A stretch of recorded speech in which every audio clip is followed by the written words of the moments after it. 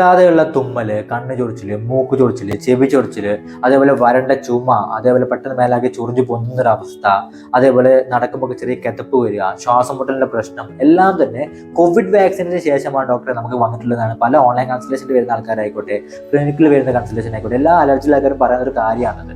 കാരണം ഇതിനെതിരെ ഈ കോവിഡ് വാക്സിനേഷന് ശേഷമുള്ള ബുദ്ധിമുട്ടിനെ പറ്റി ഒരു പഠനം തന്നെ നടത്തേണ്ട സമയമായിട്ടുണ്ട് അല്ലേ?